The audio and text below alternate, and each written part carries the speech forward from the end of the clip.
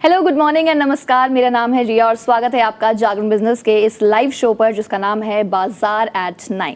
इस शो के जरिए हम ओवरऑल मार्केट के सेंटिमेंट के बारे में बातचीत करते हैं। वॉल स्ट्रीट पर रात भर क्या कुछ हलचल देखने को मिली, एशियाई बाजारों से हमें क्या कुछ संकेत मिलते नजर आ रहे हैं, और फ्राइडे यानी कि 7 अगस्त को कौन से वो ट्रिगर्स रहे जिनके दम पर आज दलाल स्ट्रीट की ओपनिंग कैसी हो सकती है, इस पर भी हम बातचीत करते हैं। इस शो के जरिए हम आपके चुने गए स्टॉक्स पर भी बातचीत करते हैं कि उन स्टॉक्स पर आपकी इन्वेस्टमेंट स्ट्रैटेजी क्या होनी चाहिए, किन सेक्टर्स पर आज बाजार का फोकस रहेगा और ऐसे बाजारों में आपके लिए कमाई के मौके कहां बनते नजर आ रहे हैं, इन सभी पर हम बातचीत करते हैं। आज हमारे साथ दो गेस्ट जुड़ेंगे। Kshitija Shalvi, technical analyst IDBI Capital Market Securities, और इसी के साथ Rachit Khandelwal, head of research and investor education, BNK Capital group.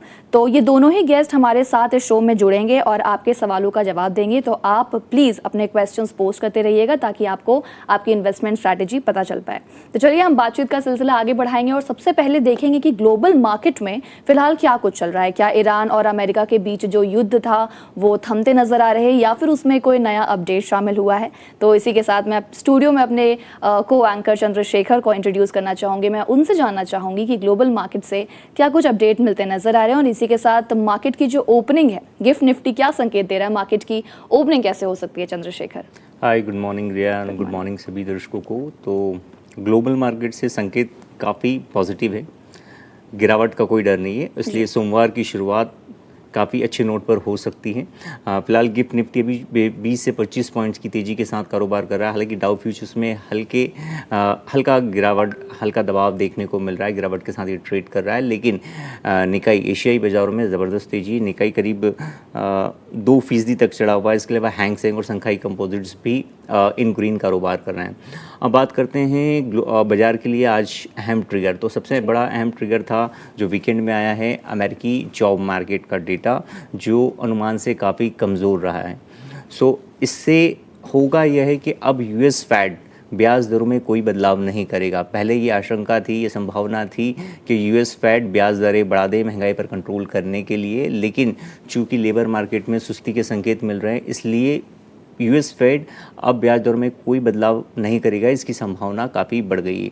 अगर ऐसा होता है तो डॉलर इंडेक्स कमज़ोर होगा, और डॉलर के कमज़ोर होने से विदेशी निवेशक जो इमर्जिंग मार्केट्स में की ओर रुख करेंगे। तो भारत में हम देख सकते हैं FI स्लो आ सकता है आने वाले दिनों में, लेकिन इसका एक दूसरा इम्पैक्ट IT शेयर्स पे भी पड़ सकता है। चूँकि IT कंपनीज़ की ज़्यादातर कमाई डॉलर रेवेन्यू में होती है, तो चूँकि डॉलर कमज़ोर होगा तो IT शेयरों में यहाँ हो सकता है आज के सेशन में प्रॉफिट बुकिंग या मुनाफा वसूली हावी हो सकती है, गिरावट देखने को मिल सकती है। वहीं मेटल शेयरों में एक अच्छी तेज़ी देखने को मिल सकती है। अब हम बात कर लेते हैं, अमेरिका से शिफ्ट होते हैं मिडिल ईस्ट की तरफ। तो मिडिल ईस्ट में इस वीकेंड पर फिलहाल ऐसा कोई बड़ा अपडेट नहीं आया है। शुक्रवार को ये चर्चा थी कि ईरान जो है ओमान के साथ एक डील के करीब पहुँच गया है स्ट्रेट ऑफ हॉर्मुज को खोलने के लिए, और उसने खास बात है, मज़ेदार बात ये कि उसने अमेरिका को थर्ड पार्टी बताया है। इसके बाद में शुक्रवार को कच्चे तेल में गिरावट देखने को मिली थी। हालांकि आज कच्चा तेल करीब 2% बढ़कर $84 प्रति बैरल पर कारोबार करा है। ये थोड़ा स्लाइटली नेगेटिव हो सकता है, बट सबसे बड़ी जो राहत की बात है जो इमर्जिंग मार्केट्स के लिए, भारत जैसे इमर्जिंग मार्केट के लिए, कि अमेरिका में जो जॉब डेटा आया है वो काफ़ी कमज़ोर है, इसलिए विदेशी निवेशकों का इनफ्लो, पूंजी निवेश भारत जैसे बाज़ारों में बढ़ सकता है। ओके अब जैसा कि हमें चंद्रशेखर ने बताया, ब्रेंट क्रूड के बारे में उन्होंने बातचीत करी कि $84 प्रति बैरल के आसपास हमें कारोबार करता हुआ नजर आ रहा है। इसी के साथ ही FPI पर भी एक बार उन आंकड़ों पर भी नजर डालेंगे और फिर उससे रिलेटेड भी सवाल पूछेंगे।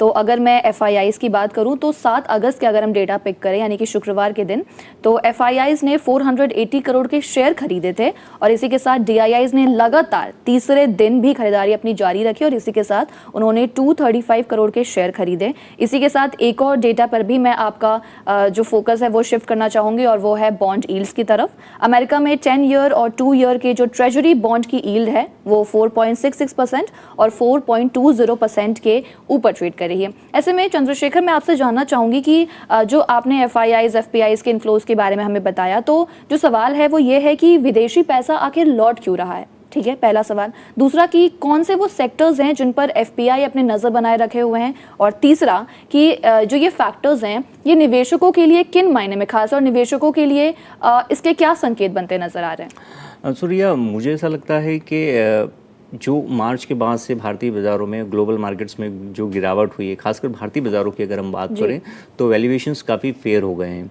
और जैसे मैंने आपको बताया है कि अमेरिका में जो जॉब का डेटा आया है वो उम्मीद से काफ़ी कमज़ोर है। वहाँ लेबर मार्केट में सुस्ती के संकेत मिल रहे हैं, इसलिए डॉलर अब यहाँ से कमज़ोर होगा। और डॉलर के कमज़ोर होने पर विदेशी निवेशक इमर्जिंग मार्केट्स में आते हैं। तो भारत एक बड़ा बाज़ार है, तो हमने देखा है कि फ्राइडे को करीब 480 करोड़ की कैश मार्केट में एफआईआईज़ की बिकवाली थी, और ये आज और बढ़ सकती है। आज भी एफआईआईज़ शुद्ध खरीदार देखने को मिल सकते हैं। तीसरा सवाल आपने क्या पूछा था? मैंने पूछा था कि निवेशकों के लिए इसके क्या मायने हो सकते हैं? निवेशकों के लिए यही मायने हो सकते हैं कि यहाँ से अब शॉर्ट करना मार्केट को थोड़ा गलत होगा। यहाँ से अब हमें तेजी करनी चाहिए, और चुनिंदा सेक्टर्स में। अब आपने कहा था एफआईआई एफपीआईज़ कहाँ इन्वेस्ट करेंगे, तो उनका सबसे जो पसंदीदा सेक्टर है वो बीएफएसआई सेगमेंट है। बीएफएसआई सेक्टर है जहाँ बैंकिंग, फाइनेंशियल सर्विसेज हैं। सो बैंकों में हम देख रहे हैं एक मोमेंटम बना हुआ है, खासकर पीएसयू बैंक्स में। फाइनेंशियल्स में भी काफ़ी अच्छी तेजी देखने को मिल रही, खासकर एनबीएफसीज में। यहाँ पर भी आरबीआई ने ब्याज दर में कोई बदलाव नहीं किया, और फेस्टिव सीजन अभी हमारे सामने खड़ा है। तो मुझे लगता है कि बैंकिंग, फाइनेंशियल्स और एनबीएफसीज में अच्छा मोमेंटम देखने को मिलेगा। खास इसके अलावा ऑटो सेक्टर्स में भी काफ़ी अच्छा मोमेंटम यहाँ से और देखने को मिल सकता है। ऑटो शेयर में तेजी और बढ़ सकती है। ओके। इसी के साथ मैं गोल्ड सिल्वर की तरफ भी अब रुख करूंगी, और गोल्ड सिल्वर का डेटा भी आपको बता देते हैं कि पिछले हफ्ते 7% की बढ़त के बाद जब एशियाई बाजारों में अगर हम उसकी तुलना में देखें तो शुरुआती घंटों में सोना लगभग $4,345 प्रति ऑन्स पर कारोबार करता हुआ नजर आ रहा था। अगर हम हाल के पूरे वीक्स पे देखें, नजर डालें, तो ये कीमती धातु काफी हद तक $4,000 प्रति ऑन्स के अहम सपोर्ट लेवल के ऊपर ही हमें दिखाई दिया। जून में जिस तरह फरवरी से जो लगातार युद्ध की शुरुआत हुई और उसके बाद जून में जिस तरह युद्ध के पूरे सिचुएशन बने, उसके कारण भारी बिकवाली तो हुई, जिससे कि सोना जो है वो बेयर मार्केट की तरफ पुश हो गया, और उसके बाद कीमतों में खरीदारी का एक मौका नजर आया, यानी कि बाय ऑन टिप्स के जो पूरे सिचुएशन बने। लेकिन हालिया रिकवरी के बावजूद सोना अभी फरवरी में, यानी कि जब पूरा वॉर सिचुएशन चल रहा था, उससे पहले लगभग उसके स्तर के कंपैरेटिवली 20% नीचे की तरफ कारोबार कर रहा है। वही अगर हम सिल्वर का डेटा पिक करें, यानी कि सिल्वर की बात करें, तो इंटरनेशनल मार्केट्स में हाजिर चांदी यानी कि स्पॉट सिल्वर $63.29 प्रति ऑन्स पर कारोबार कर रहा है। अब हम अपना जो अगला सेगमेंट है स्टॉक्स एंड फोकस, उस पर भी बातचीत कर लेते हैं थोड़ा कि वो कौन से स्टॉक्स हैं जिन पर आज निवेशकों का फोकस रहेगा, साथ ही बाजार का भी फोकस रहने वाला है। लिस्ट में टाइटन कंपनी है, अपोलो माइक्रो सिस्टम्स हैं, NLC India, Hitachi energy India, power finance corporation, Kaynes technology, Anantraj oil India, Delhivery, Lemon Tree hotels. ये वो कुछ कंपनी हैं जिनके नतीजे आए, जिनके बाद आज ये निवेशकों की रडार पर रहेंगे। साथ ही मैं आपको बता दूं कि वो कौन से स्टॉक्स हैं या कौन सी कंपनीज हैं जिनके तिमाही नतीजे आने वाले हैं, जिसके बाद आप अपनी इन्वेस्टमेंट स्ट्रैटेजी जो है वो उसके अकॉर्डिंग ही प्रिपेयर कीजिएगा। तो इस लिस्ट में बॉश है, then Choice International, CMS, Infosystem है, दिलीप बिल्डकॉइन है, एचईसी इंफ्रा प्रोजेक्ट्स है, Hindustan copper, Vodafone Idea, Idea Forge technology. ये वो कुछ कंपनीज हैं जिन पर आज बाजार का फोकस रहेगा। इसी के साथ मैं एक बार फिर से चंद्रशेखर की तरफ रुख करना चाहूँगी, और चंद्रशेखर आप हमें बताइए कि फ्राइडे को मार्केट की जो क्लोजिंग हुई थी वो कैसी हुई थी, और गिफ्ट निफ्टी से अभी आपको क्या संकेत मिल रहा है? क्या लगता है आपको कि मार्केट की ओपनिंग कैसी हो सकती है आज? प्रिया, मार्केट प्री ओपन में सेटल हो चुके हैं। तो यहाँ पर जो मार्केट है निफ्टी में 10 पॉइंट की तेजी के साथ ये ओपन हुआ है 24,581 के आसपास। वहीं बैंक निफ्टी करीब 65 अंकों की तेजी के साथ सेटल हुआ है 57,812 पर। अभी भी निफ्टी के लिए जो अहम लेवल है वो 24,600 है, जो एक बड़ा रेजिस्टेंस है। अगर उसको पार करता है निफ्टी तो 24,700 के आसपास हमें 24,700 24,800 के लेवल देखने को मिल सकते हैं। वहीं बैंक निफ्टी के लिए 58,000 का एक साइकोलॉजिकल रेजिस्टेंस है जिसको पार करना देखते हैं आज के सेशन में। अगर ये हो जाता है तो यहाँ से करीब 200 पॉइंट और बैंक निफ्टी को चढ़ना होगा। ओके इसी के साथ मैं अब अपने गेस्ट को भी इंट्रोड्यूस करना चाहूँगी। हमारे साथ जुड़ गई हैं Kshitija Salvi, technical analyst IDBI Capital Market Securities. Kshitija ma'am, Jagran Business में एक बार फिर से बहुत बहुत स्वागत है आपका। गुड मॉर्निंग मैम, सभी दर्शकों को good morning. Good morning ma'am. Ma'am सबसे पहले मार्केट्स को देखिएगा, मार्केट्स आपको कैसे लग रहे हैं और आपको क्या लगता है कि मार्केट की आज ओपनिंग कैसे हो सकती है? निफ्टी और बैंक निफ्टी पर आपका क्या आउटलुक है?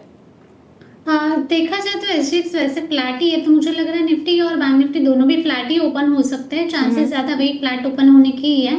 ऊपर में फिलहाल के लिए जो निफ्टी के लिए हर्डल है वो 24,800 के लेवल का है।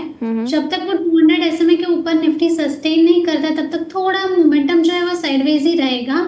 कंपेयर टू हम लोग बैंक निफ्टी देखें तो बैंक निफ्टी के जो चार्ट्स है वो निफ्टी से थोड़े बेटर है, क्योंकि निफ्टी के लिए थोड़ा ऊपर में इमीडिएट रेजिस्टेंस है, वो फिलहाल बहुत दिनों से निफ्टी नहीं निकाल पा रहा है। बट बैंक निफ्टी के लिए वैसा नहीं है। बैंक निफ्टी के लिए अभी भी ऊपर में 58,700 के जो लेवल है, 58,700 के लेवल तक, वहां तक अभी भी अपसाइड है, वो रेजिस्टेंस है। तो वहां तक के चांसेस है बैंक निफ्टी के लिए कि उधर तक तो एक मोमेंटम हम लोग देख सकते हैं बैंक निफ्टी में। तो बैंक निफ्टी के लिए 58,700 के ऊपर सस्टेन करने के बाद हम लोग यहाँ से एक फ्रेश अपवर्ड मोमेंटम देख सकते हैं, फ्रेश बाइंग। बट फिलहाल के लिए दोनों इंडाइसेस पे व्यू साइडवेज टू पॉजिटिव ही है। इमीडिएट जो रेजिस्टेंस है निफ्टी के लिए 24,800 का और बैंक निफ्टी के लिए 58,700 का लेवल्स का। Okay ma'am. मैम मैं कुछ स्टॉक्स पर भी बात करना चाहूँगी जिन पर बाजार का फोकस रहने वाला है। सबसे पहले टाइटन को पिक करूंगी। टाइटन ने अपने नतीजे जारी किए हैं जिसमें कि जो कंसोलिडेटेड नेट प्रॉफिट जून तिमाही में वो 65% की बढ़ोतरी के साथ 1,699 करोड़ रुपए पर पहुंच गया है। इसी के साथ अगर मैं रेवेन्यू की बात करूं तो रेवेन्यू 24.3% की बढ़ोतरी के साथ 18,101 करोड़ रुपए पर पहुंच गया है। जो मुनाफा कंपनी का था वो बाजार के जो एस्टिमेट से उसे काफ़ी बेहतर रहे, जबकि रेवेन्यू में थोड़ी गिरावट देखने को मिली है। ऐसे में रिजल्ट्स जो थे वो मतलब सो ऑन ही रहे हैं। तो ऐसे में टाइटन के स्टॉक पर एक नजर डालिएगा मैम। टाइटन का स्टॉक आपको कैसा लगता है? तिमाही नतीजों के बाद इन्वेस्टर्स को क्या करना चाहिए इस स्टॉक में? एक तो आज तो मे भी वोलेटिलिटी हो सकती है बिकॉज रिजल्ट के नेक्स्ट ट्रेडिंग डे ही है, तो थोड़ा बहुत हम लोग इसमें वोलेटाइल देख सकते हैं। बट ओवरऑल जो सेटअप है डेली वीकली मंथली का काफी कंटिन्यूअस हायर हाई का फॉर्मेशन बना हुआ है। तो मुझे लग रहा है थोड़ा करेक्शन पे जिनको भी फ्रेश पोजीशन बनानी है, इन्वेस्टर को लॉन्ग टर्म के लिए लेना है, तो थोड़ा एक करेक्शन का या प्रॉफिट बुकिंग आने के बाद थोड़ा स्टॉक नीचे आएगा तब आप फ्रेश पोजीशन इनिशिएट कर सकते हैं। तो एक 4600 का लेवल है, 4590 का लेवल, वहां पे एक पोजीशन जिनको भी लेना है वो ले सकते हैं। Okay ma'am. अगला जो स्टॉक पे मैं बात करना चाहूँगी वो है ऑटो सेक्टर का ओला इलेक्ट्रिक। ईवी सेक्टर की कंपनी है। तिमाही नतीजे जारी हुए हैं जिसमें कि 336 करोड़ रुपए का नेट लॉस रहा है कंपनी को पिछले साल के मुकाबले। ऑल्दो जो घाटा है वो कम हुआ है लेकिन रेवेन्यू में भी गिरावट दर्ज की गई है। हालांकि व्हीकल रजिस्ट्रेशन की जो तिमाही बेसिस पर उसमें काफ़ी अच्छी बढ़ोतरी दर्ज की है कंपनी ने। ऐसे में मैम ओला इलेक्ट्रिक के शेयरों पर आपका क्या पॉइंट ऑफ व्यू है? किसी को अगर फ्रेश इन्वेस्टमेंट करना है तो क्या उसके लिए ओला इलेक्ट्रिक का शेयर सही रहेगा, या फिर अगर होल्ड करने की आपकी सलाह है, खरीदना चाहिए या एग्जिट करना चाहिए स्टॉक से? 5 तारीख को ही हम लोग देखे तो एक उसमें ब्रेकआउट आया था जो लास्ट कंसोलिडेशन का, उसके बाद जो स्टॉक है 2 दिन साइडवेज ही है। तो मुझे लग रहा है ये रिजल्ट के कारण उसे मोमेंटम आया था। तो जिनके पास ऑलरेडी है वो होल्ड कर सकते हैं 46 के लेवल के लिए। यहाँ से एक फ्रेश नहीं बोल सकते position, but upside potential bounce back का है कि 46 का जो लेवल है वहां तक जा सकता है। और जिनको भी फ्रेश पोजीशन लेना है तो अभी के लिए नहीं और थोड़ा करेक्शन पे ले सकते हैं। और होल्ड जो कर रहे हैं वो अराउंड 39 से लेके 38 का सपोर्ट से होल्ड कर सकते हैं। Okay ma'am. Hitachi energy India पे एक बार बात कर लेते हैं, उसके बाद हमारी मार्केट ओपनिंग की टाइम जो है वो हो जाएगा। तो हिताची एनर्जी ने भी अपने तिमाही नतीजे जारी किए हैं जिसमें कि जो नेट प्रॉफिट है वो 294 करोड़ रुपए पर पहुंच गया। पिछले साल ये 132 करोड़ रुपए पर था, यानी कि अच्छी बढ़ोतरी हुई है। रेवेन्यू 68.6% बढ़कर 2493 करोड़ रुपए पर पहुंच गया, यानी कि मुनाफा और जो रेवेन्यू है दोनों ही बाजार के एस्टिमेट से काफ़ी बेहतर रहे हैं। ऐसे में मैम हिताची एनर्जी इंडिया पर आपका क्या पॉइंट ऑफ व्यू है? हिताची एनर्जी मुझे लग रहा है कि 10 में से बाइंग आई है, जो अराउंड स्टॉक 32,600 के लेवल के लिए है। तो अच्छा खासा मतलब खुल ही गया, ऑलमोस्ट 8% ऊपर है अभी, तो बेटर है। बट वही स्टॉक के बाद मतलब आज पहला दिन है रिजल्ट का तो वोलेटिलिटी रहेगी, बट ओवरऑल सेटअप जो है वो पॉजिटिव है हिताची एनर्जी। ओके इसी के साथ अभी 9:15 का वक्त हो गया है, मार्केट ओपनिंग का टाइम हो गया है। मैं फिर से चंद्रशेखर की तरफ रुख करूंगी और चंद्रशेखर से जानना चाहूंगी कि चंद्रशेखर, क्या हमने जिस तरीके का एक्सपेक्टेशन रखा था कि मार्केट उसी तरीके से ओपन हुई है? इंडाइसेस का क्या हालचाल है? गेनर लूजर्स की भी हमें बातचीत कर लेते हैं, वो भी बता दीजिए कि कौन कौन से स्टॉक्स में आज तेजी है, कौन कौन से स्टॉक्स आज गिरावट का शिकार हुए हैं। जी रिया, तो मार्केट फ्लाइट नोट पर ही ओपन हुए हैं और 24,586 के आसपास। हालांकि अब हल्की सी निफ्टी में एक डिक्लाइन देखने को मिला 10 पॉइंट का। इसके अलावा बैंक निफ्टी जो है थोड़ा मजबूत है निफ्टी के कंपैरिजन में, यहाँ 250 पॉइंट्स की तेजी है और ये करीब 58,000 का लेवल बैंक निफ्टी ने छू लिया, ये अच्छी बात है। अब हम निफ्टी का एडवांस डिक्लाइन रेशियो की बात करें तो 22 शेयरों में खरीदारी है, जबकि 24 में बिकवाली हावी है, जबकि 3 में कोई बदलाव नहीं हुआ है। वहीं टॉप गेनर्स की हम बात करें तो टेक महिंद्रा में करीब 1.5% की तेजी। इसके अलावा ICICI bank, SBI, Titan, Infosys, यहाँ पर भी तेजी देखने को मिल रही है। अगर लूजर्स की हम बात करें तो लूजर्स में UltraTech cement, Bharti Airtel, Eicher motors and HDFC life, Hindalco, यहाँ पर बिकवाली हावी है। और अगर हम सेक्टर वाइज बात करें तो आज निफ्टी IT में एक अच्छी तेजी देखने को मिल रही है यहाँ पर। ये इंडेक्स करीब 0.5% अप है। इसके अलावा Nifty media, PSU banks, pharma, health care, यहाँ पर भी खरीदारी देखने को मिल रही है। ओके अब जैसा कि हमें चंद्रशेखर ने बता दिया कि मार्केट की ओपनिंग कैसी हुई है, कौन से वो सेक्टोरल इंडाइसेस हैं जो आज अच्छा परफॉर्म कर रहे हैं, उसके बेसिस पे ही मैं अगला सवाल जो है वो शितजा मैम से लेना चाहूँगी। निफ्टी IT पर मैं उनसे बात करना चाहूँगी। निफ्टी IT में आज अच्छी तेज़ी दर्ज हो रही है मैम। IT स्टॉक्स पर हम अगर एक नज़र डालें तो TCS, इन्फोसिस, निफ्टी IT के चार्ट्स आपके सामने हैं। 0.56% की बढ़ोतरी के साथ 31,725 के लेवल पर इंडेक्स ट्रेड करता हुआ नजर आ रहा है। स्टॉक स्पेसिफिक अगर मैं बात करूं तो TCS, Wipro, Tech Mahindra, HCL tech, कौन से स्टॉक्स हैं जो IT के आपको पसंद आ रहा है, या आप कोई ऐसा स्टॉक है जो आप लॉन्ग टर्म के लिए रिकमेंड करना चाहेंगी इन्वेस्टर्स को? टेक महिंद्रा जैसे आपने बोला कि अच्छा खासा रैली के बाद थोड़ा साइडवेज चला है और मुझे लग रहा है कि यहाँ से एक मोमेंटम पकड़ के हायर साइड में एक 1800 से लेके 2000 का अपसाइड है अभी भी टेक्निकल सेटअप पे। दो ओवरऑल IT सेक्टर पे मेरा व्यू नेक्स्ट, मतलब जो अभी जस्ट लास्ट फ्यू सेशन से या लास्ट फ्यू वीक से हम लोग IT में नीचे के लेवल से बाइंग देख रहे हैं, बट ये बाइंग कब तक सस्टेन करेगा लॉन्ग टर्म व्यू के लिए तो वो पता नहीं है। बट या ट्रेडिंग पर्सपेक्टिव से आई विल से कि टेक महिंद्रा थोड़ा बेटर है, यहाँ से 1800 के लेवल पॉसिबल है। जिन लोग का एकदम ही लॉन्ग टर्म व्यू है 3 to 5 years, तो IT सेक्टर में ये बेस्ट पीरियड रहेगा कि थोड़ा थोड़ा करके अक्यूमुलेट करने के लिए। बट जिन लोग का 1 से 2 साल का व्यू है उनके लिए थोड़ा दिक्कत देगा, क्योंकि अभी भी IT स्पेस में कुछ कंफर्मेशन या जो भी AI के वजह से जो भी चेंजेस होने वाले हैं उसका अभी भी एक सर्टेनिटी नहीं पता है। तो उसके कारण नेक्स्ट 1-2 क्वार्टर तक थोड़ा IT में डेंट रहेगा। बट या लॉन्ग टर्म 3 to 5 years के लिए ये बेस्ट रहेगा, नीचे के लेवल पे थोड़ा थोड़ा करके अक्यूमुलेट करे तो। Okay ma'am. Ma'am Vedanta aluminium metal के स्टॉक को देखिएगा, ये स्टॉक्स भी आज, इसका जो स्टॉक है वो आज फोकस में रहने वाला है, क्योंकि जो कंपनी की सहायक कंपनी है बैल्को, उसको उड़ीसा के कलपतरा बॉक्साइट ब्लॉक की नीलामी में प्रेफर्ड बिडर घोषित किया गया है। तो ये जो स्टॉक है वो आपके सामने है। हालांकि आज गिरावट है, 0.01% की मामूली गिरावट है, 470 के लेवल पर ट्रेड कर रहा है। इस स्टॉक पे आपका क्या पॉइंट ऑफ व्यू बनता है? होल्ड करने की सलाह रहेगी आपकी, खरीदना चाहिए या फिर इसे एग्जिट करना चाहिए? मैम फ्यू तो फिलहाल के लिए साइडवेज ही बन रहा है, क्योंकि बहुत दिनों से देखूं तो मैं ये स्टॉक 490 के लेवल के अराउंड ऊपर में नहीं क्रॉस कर रहा है। तो 490 फिलहाल के लिए हर्डल है। 490 के ऊपर हम लोग इसमें एक मोमेंटम देख सकते हैं, और जो सपोर्ट बन रहा है या नीचे के लेवल का जो एक लेवल है वो 455 का है। 455 से लेके 490 का रेंज रहेगा वेदांता एल्यूमिनियम। Okay ma'am.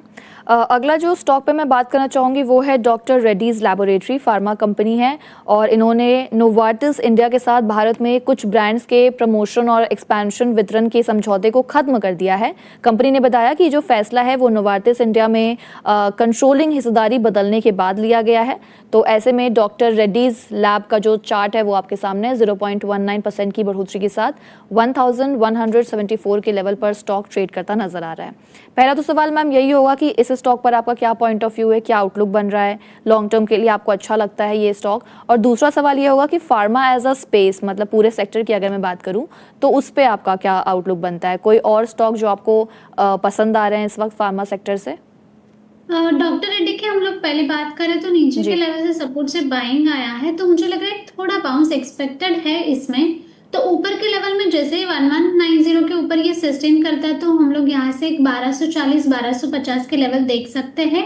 तो सेटअप जो बन रहा है बाउंस बैक का ही है डॉक्टर रेड्डी में। जैसे अपने फार्मा सेक्टर की बात की तो फार्मा का फिलहाल जो मोमेंटम है वो पॉजिटिव ही है, ऐसा कुछ ऐसा नहीं है। बीच बीच में थोड़े थोड़े दिन के लिए एक करेक्शन या प्रॉफिट बुकिंग आता है। ओवरऑल सेटअप है निफ्टी फार्मा के स्पेस में अच्छा ही है।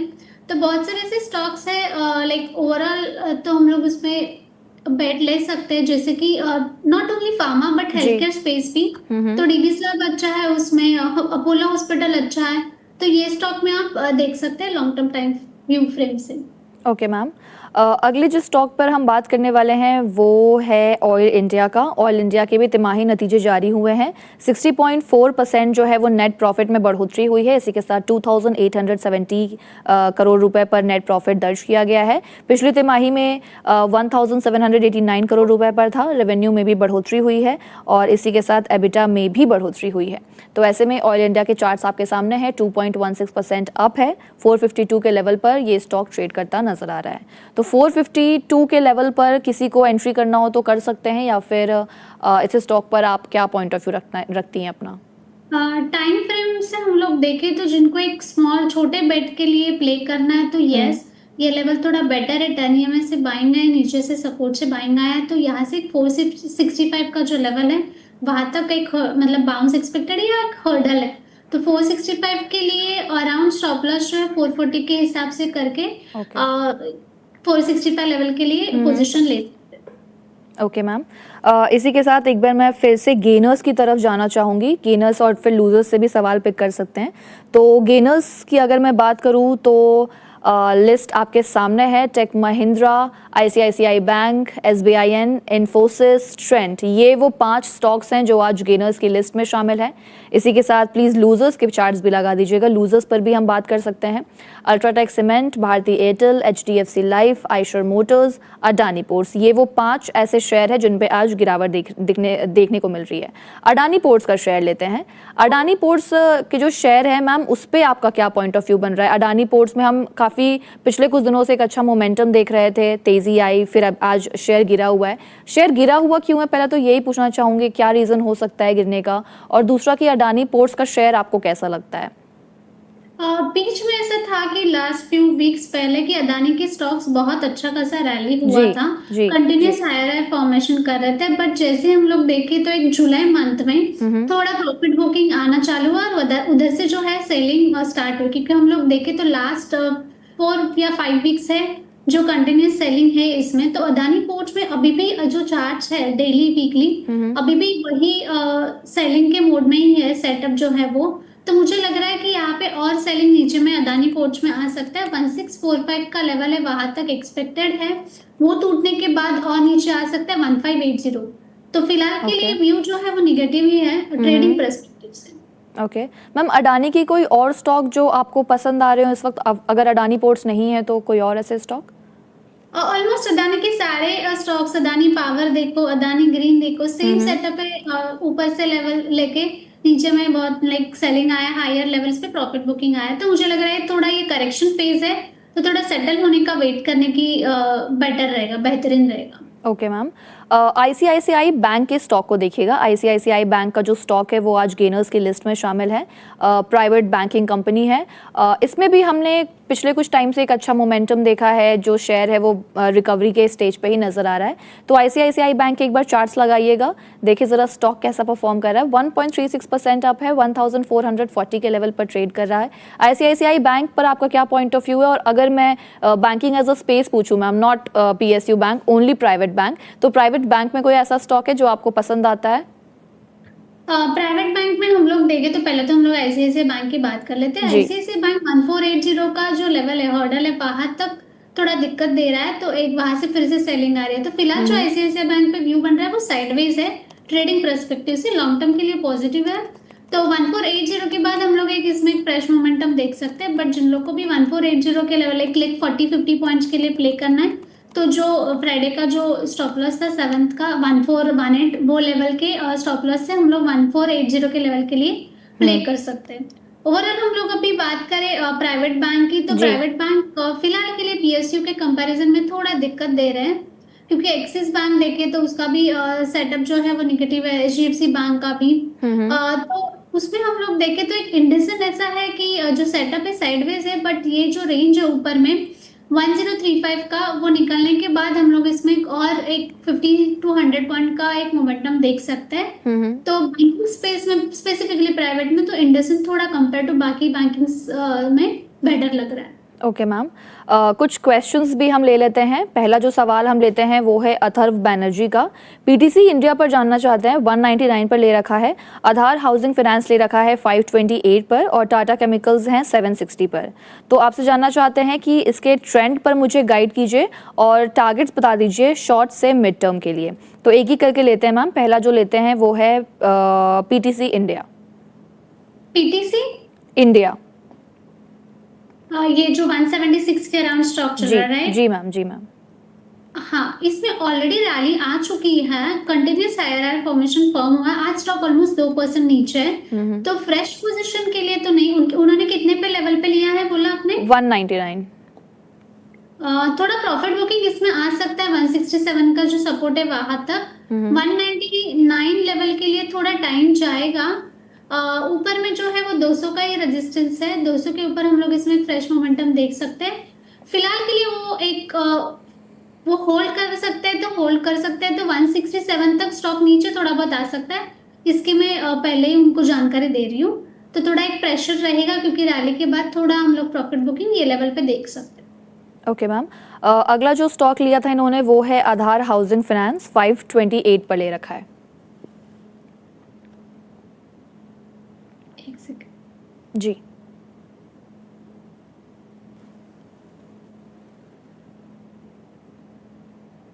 0.11% की गिरावट है। 505 के अराउंड चल रहा है। उन्होंने कितने पे लिया है? 528 पर। होल्ड करने की सलाह रहेगी क्योंकि नीचे से सपोर्ट से बाइंग आई है। तो मुझे लग रहा है कि जैसे ये 520 का लेवल क्रॉस करता है तो हम लोग इसमें एक 530 545 का लेवल देख सकते हैं। ओके मैम, तीसरा जो स्टॉक था इनकी लिस्ट में वो था टाटा केमिकल, 760 पर ले रखा है। 760 लेवल आने के लिए बहुत टाइम जाएगा। टाटा केमिकल में जो सेटअप है लोअर लो का ही है कंटिन्यूसली। वीकली पे भी हम लोग देखे तो स्टॉक में और सेलिंग प्रेशर आएगा। तो सेलिंग के मतलब मेरा सजेशन एग्जिट ही रहेगा, बट उनका लॉन्ग टर्म का व्यू है तो एक बार फंडामेंटल उसके कंपनी के देख ले तो ज्यादा बेटर है। टेक्निकली सेटअप जो है वो वीक लग रहा है। ओके मैम, अगला जो हम सवाल पिक करेंगे वो हम लेंगे शुभु घोष पन्ना का। GDMG टाइटन पे जाना चाहते हैं बेसिकली। टाइटन है उनके पास 4980 का। ओके, GDMG इन्होंने शॉर्ट फॉर्म लिखा है गुड मॉर्निंग का आई गेस। तो गुड मॉर्निंग ऑल लिखा है, फिर लिखा है टाइटन है 4980 पर, LTTS है 3760 पर और टाटा मोटर्स है 454 पर। चार्ट ट्रेंड और टारगेट्स बताइए इसके और शॉर्ट से मिड टर्म का पर्सपेक्टिव क्या होगा, प्लीज गाइड, थैंक्स मैम, ऐसा लिखा है उन्होंने आपके लिए। तो पहला जो हम स्टॉक लेंगे वो हम लेंगे टाइटन का 4900।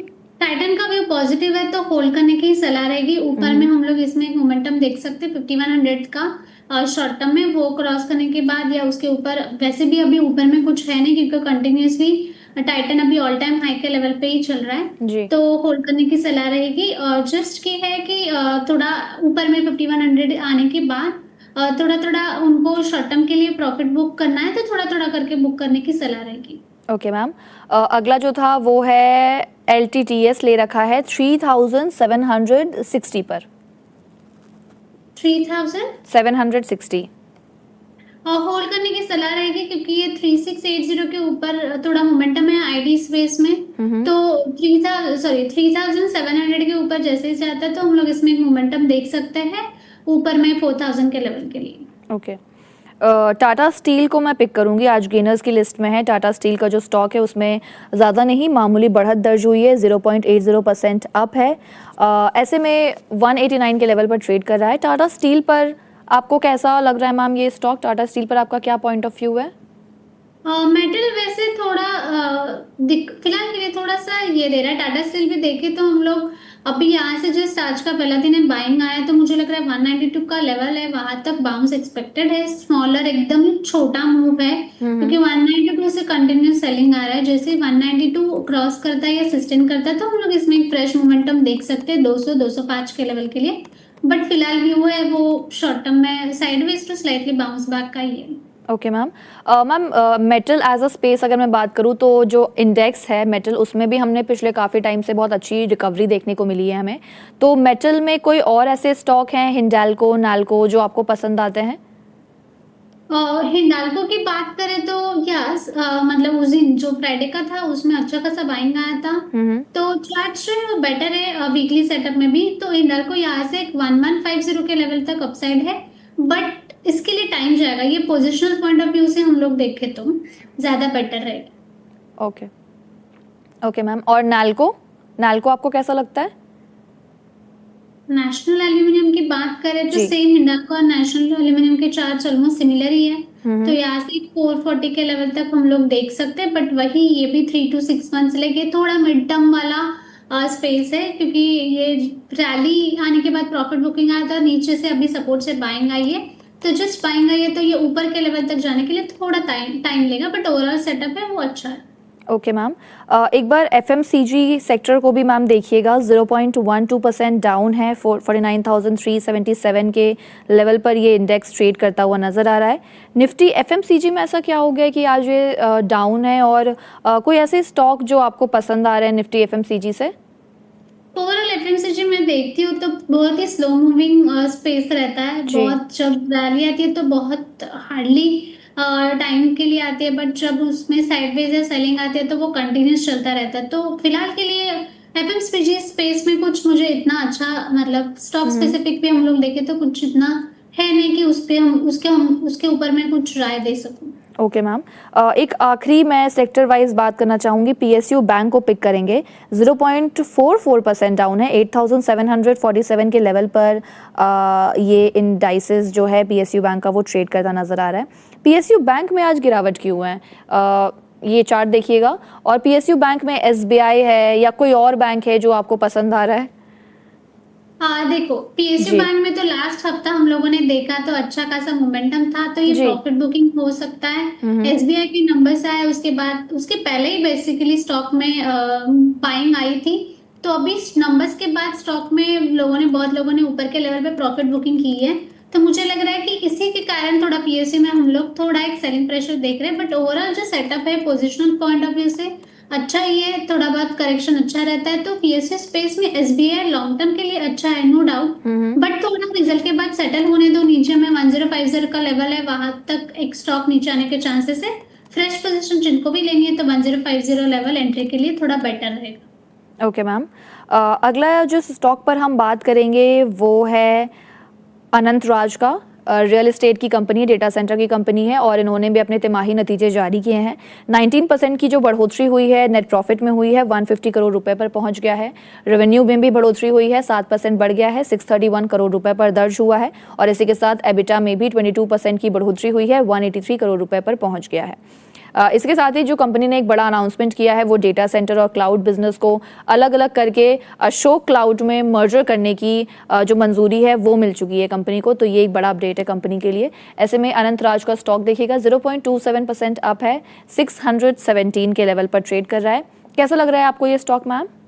मैम हम लोग देखें तो थोड़ा प्रेशर रह सकता है, क्योंकि हम लोग देखें तो रिजल्ट के बाद थोड़ा वोलेटिलिटी रहती है। बट वीकली सेटअप देखें तो वीकली सेटअप थोड़ा साइडवेज ही है।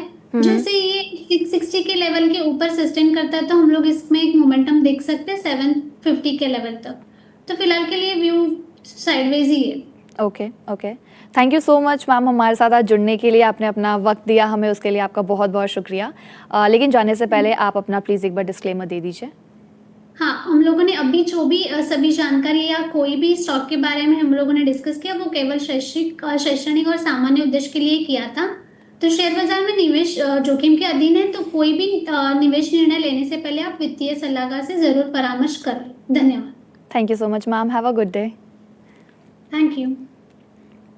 ओके इसी के साथ हम डिस्कशन को आगे बढ़ाएंगे, लेकिन उससे पहले बहुत ज़रूरी हो जाता है कि हम मार्केट्स पर भी एक नज़र डालें और देखें कि इंडाइसेस और पूरा मार्केट अपडेट क्या कुछ चल रहा है। तो प्लीज़ इंडाइसेस के चार्ट्स लगा दीजिएगा, एक बार हम इंडाइसेस पर भी नज़र डाल लें। आपके सामने है चार्ट्स। निफ्टी मेटल 0.09% अप है। बैंक की अगर मैं बात करूँ 0.55% अप है। BSE बैंकिक्स की बात करूँ तो 0.13% डाउन चल रहा है। उसी के साथ Nifty mid cap select 0.46% up है और निफ्टी फार्मा में हम आज तेज़ी देख रहे हैं, 0.30% अप है। तो चलिए हम बातचीत का जो